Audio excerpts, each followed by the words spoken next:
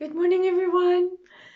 Again, nice and chilly, and enjoying the coolness coming in.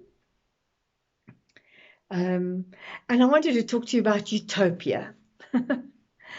And I read verses like this in the Bible, and I think, you know, this is what Utopia looks like. 1 Corinthians 1 verse 10.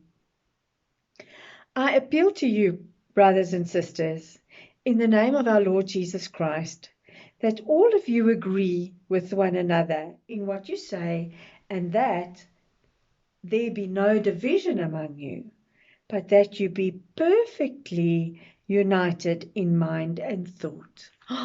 Utopia. If everybody would just be united with me in thought, life would be like really wonderful. They would know because they would be doing it my way. I love that because so not. So not. And so utopia is almost this unreachable thing. But how would I grow if everybody agreed with me?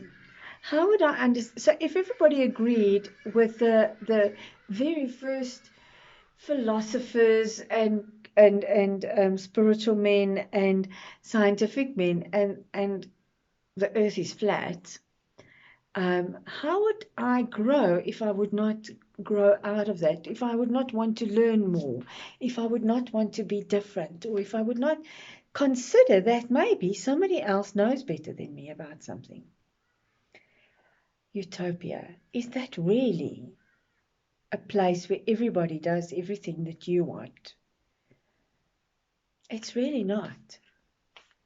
And I think this is just a word taken possibly, probably in this out of context, because what Paul was always trying to do, and that's why he wrote these letters, is to try and unite the people of the churches around the love and the I want to say laws, but like the rules of loving Christ and what it looks like to love Christ.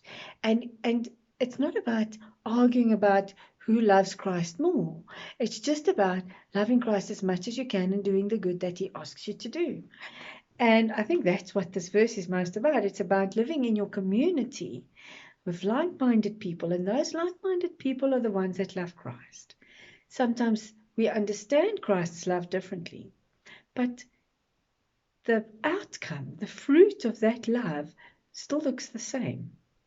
If I love Jesus and I live in love and hope, then it looks the same if you love Jesus and live in love and hope.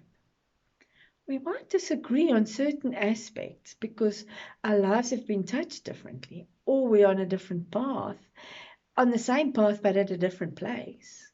Doesn't I'm not saying it doesn't matter, and I don't think we must walk around doing the wrong thing and knowing the wrong thing and not growing. But if your mind is about loving Christ and somebody brings you a gem of information that might contradict your own, you will not argue about it. You'd rather take that gem and look at it carefully and check out its facets and go and look what it says about that in the Bible.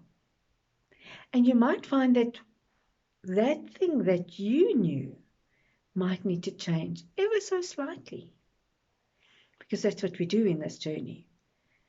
We look, we listen, we weigh it up, and then we change or we discard it. So no, we don't have to be slaves to the wrong understanding or the wrong information. And no, I don't have to agree with everybody.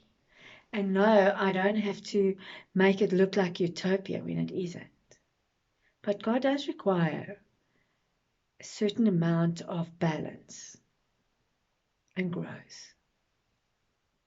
So I pray that you've got some balance and growth.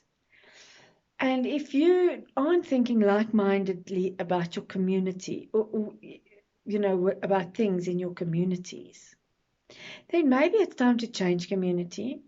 Maybe it's time to change your thinking.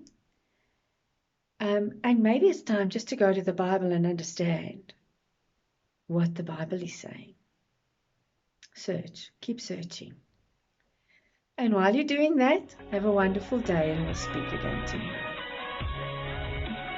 tomorrow.